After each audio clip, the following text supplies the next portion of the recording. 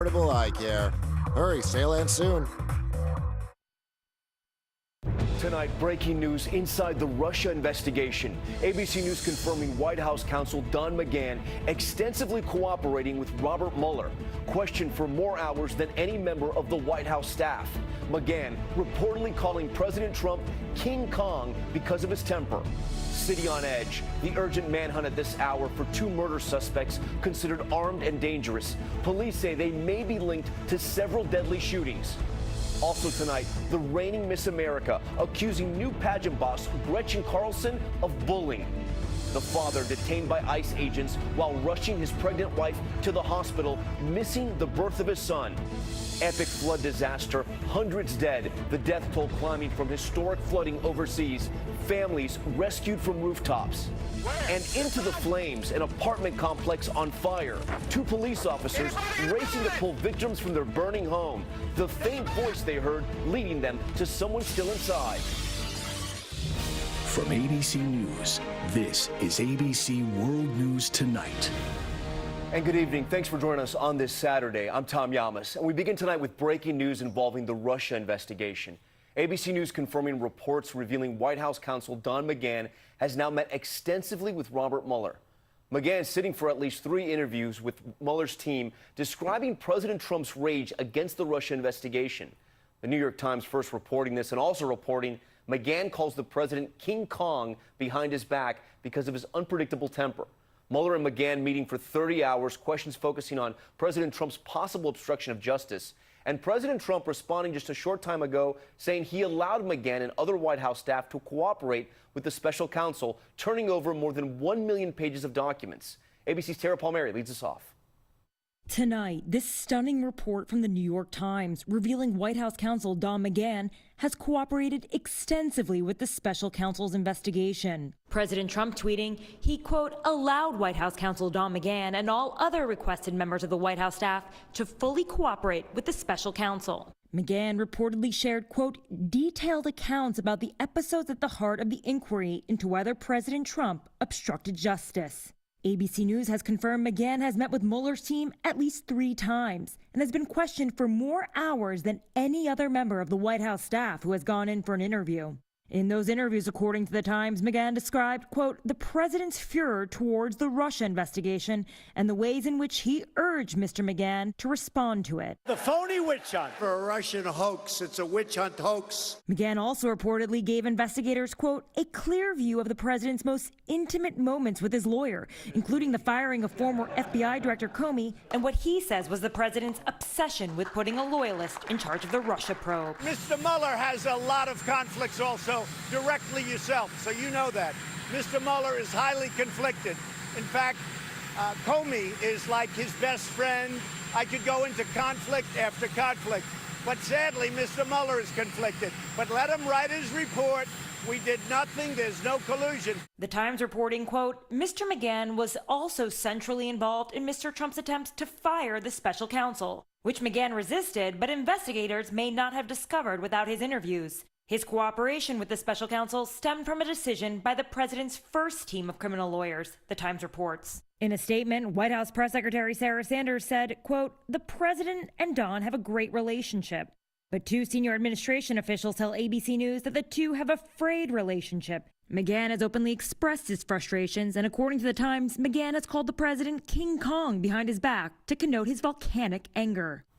All right, Tara Palmieri is in New Jersey with the president tonight. And Tara, we don't know how McGahn's cooperation has affected the special counsel's investigation so far, but tonight the president's lawyers, past and present, are responding? That's right, Tom. Rudy Giuliani tells me that he's confident that McGahn didn't hand over any evidence that's remotely harmful to the president. And Trump's former lawyer, John Dowd, called McGahn a strong witness and said he was unaware of any apprehensions or protestations over his cooperation with the special counsel. Tom? Tara Palmieri for us tonight. Tara, thank you. And join us tomorrow for This Week. Martha Raddatz, one-on-one with White House National Security Advisor John Bolton in an exclusive interview live from Jerusalem. Now to the developing story in Nashville, the city on edge. The urgent manhunt at this hour for 2 murder suspects considered armed and dangerous.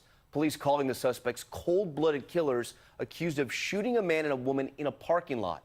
Authorities believe the suspects may be linked to a violent and deadly crime spree. Here's ABC's Ariel Reshef. Tonight, Nashville police on an urgent manhunt for two armed and dangerous killers. Cold-blooded killers who obviously have no respect whatsoever for the sanctity of human life. A spate of seemingly random shootings terrorizing the city. 3:30 a.m. Friday morning. 33-year-old Bartley Teal and 30-year-old Jamae Sarantonio are gunned down in the parking lot of an East Nashville bar after a birthday celebration. Police say the assailants robbed them, then dumped their belongings in this alley. 2511 Galveston Avenue at the Cobra Bar. Someone shot. Authorities releasing this surveillance image, now searching for this black Chevy sedan. At least 4 shootings in under 2 weeks. Investigators say all could be connected. It started August 8th. An unidentified woman robbed and shot in the back while walking her dogs at night, now paralyzed. Her husband, a crew member from the band One Republic, the group posting this message on Twitter. Because what took place while we were on stage was an unspeakable act of violence. August 14th, 31-year-old Kendall Smith is robbed and killed while waiting for the bus. Tonight, police on heightened alert, stepping up patrols, urging residents not to go out alone. We're obviously telling people to, be in groups, be careful, be very cognizant of your surroundings. And police say witnesses in all of those shootings gave a vague description of the suspects. And in all of those crimes, Tom, they told police they saw that dark Chevy sedan leaving the scene. And residents being warned to be careful there in Nashville. All right. Thanks so much, Ariel. Also breaking tonight, the flash flood danger in the east at this hour. Possible thunderstorms from D.C. to Philly, New York to Boston. A powerful thunderstorm hitting New York overnight, lightning cracking across the sky, you see it there, and dangerous flooding in New England, water washing away the road in Dublin, New Hampshire. ABC senior meteorologist Rob Marciano tracking it all from Central Park tonight. Rob, good evening. Tom, some of these areas getting hit in the Northeast have received record rain for July in New York City, 3 times the amount of normal rain for August already. Check out the storms, the heaviest of which have already done damage in Massachusetts, and strong ones will be moving through Rhode Island, eventually clearing the I-95 corridor tomorrow, and that will bring in a little bit less humid air, at least, drying out, but still stormy across the south. The next storm up is winding itself in the high plains, and strong storms tonight potentially across the Texas Panhandle, getting itself together underneath Kansas City. Sioux Falls, maybe some storms tomorrow. And then Monday during the day could be a mess from Little Rock to St. Louis all the way to Chicago. Not exactly a dry pattern, Tom. We'll keep our eye on that weather. All right, Rob, thank you. Next tonight, the growing outrage over an immigration arrest in California. ICE detaining a father as he was driving his pregnant wife to the hospital to deliver their baby. Authorities confronting them when they stopped for gas. The father missing the birth of his son. Here's ABC's Marcy Gonzalez.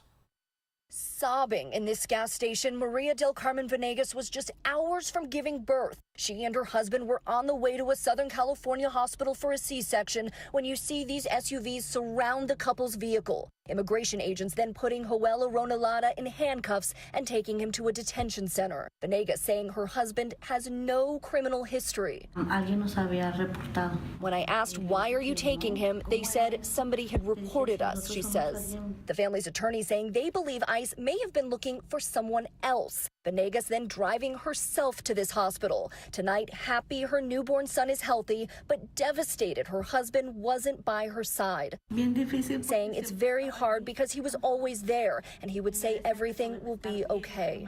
ICE explaining in a statement Lada was in the U.S. illegally from Mexico, adding ICE continues to focus its enforcement resources on individuals who pose a threat to national security, public safety, and border security. However, ICE will no longer exempt classes or categories of removable aliens from potential enforcement. We understand that he is, everyone's a priority for removal under the current Trump administration, but this one where a person is driving his pregnant wife to the hospital, we think should have been handled differently. And Lada's attorney says he's working to have him released on bond, but that could take several weeks. Tom? Marcy Gonzalez reporting for us tonight. Marcy, thank you. Now to Mississippi, and questions tonight about a high-speed police chase erupting in gunfire. The driver, a 12-year-old girl. A deputy opening fire, but did he know there was a child behind the wheel? Here's ABC's Zachary Quiche.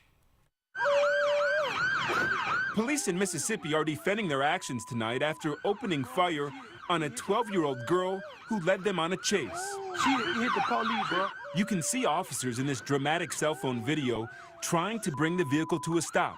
When they attempt using tire spikes, the preteen girl runs over a deputy. That's when authorities opened fire, sending witnesses scrambling.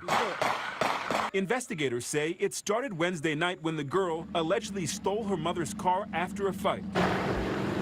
Deputies racing to stop the speeding car as it barrels down the street. The officer was, I guess he was trying to get the spikes out the road or something, and she ran them over. Then they fire shots. Authorities saying they were shooting at the vehicle, not the girl. That 3,500-pound vehicle is being operated by a 12-year-old. It would be the same difference if a 12-year-old had a gun pointing at you. Would you say, she's 12, she's not going to pull the trigger?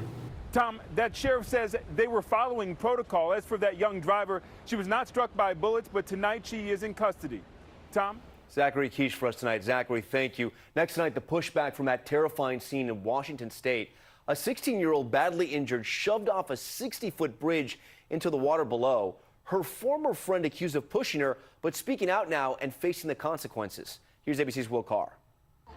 Tonight, a teenage girl faces a criminal charge after allegedly pushing her friend off a bridge in Washington State. Seen here hesitating before that push sent 16-year-old Jordan Holgerson plunging.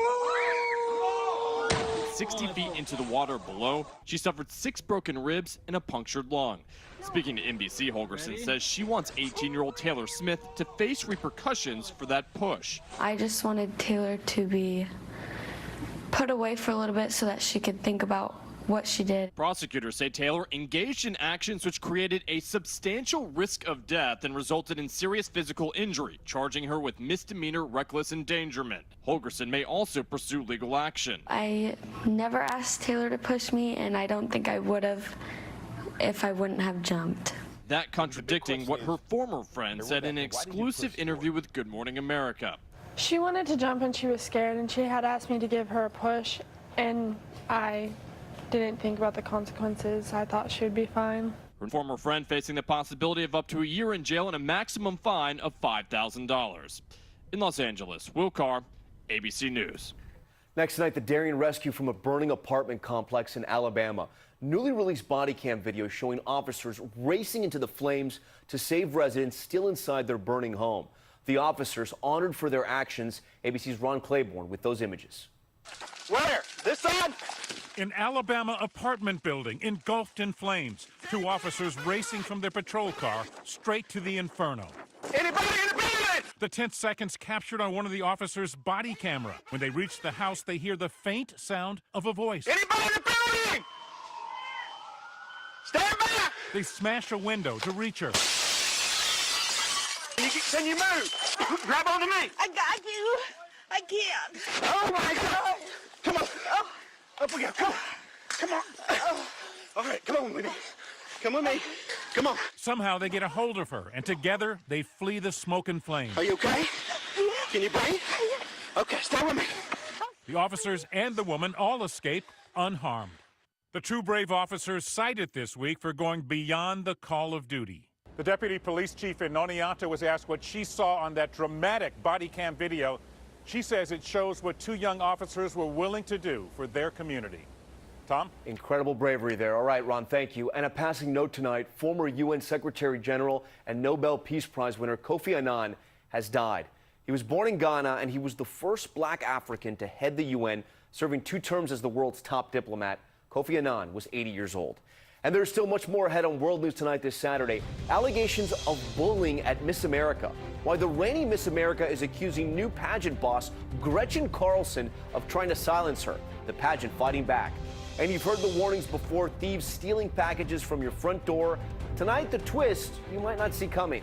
And the epic flood disaster, hundreds killed, the death toll climbing, families being rescued from rooftops. We'll be right back. This is ABC World News Tonight, sponsored by Ford, going further so you can. It's the Ford Summer Sales Event, and now is the best time to buy. You ready for this, Junior? Yeah, I think I can handle it. No pressure. That's just my favorite boat.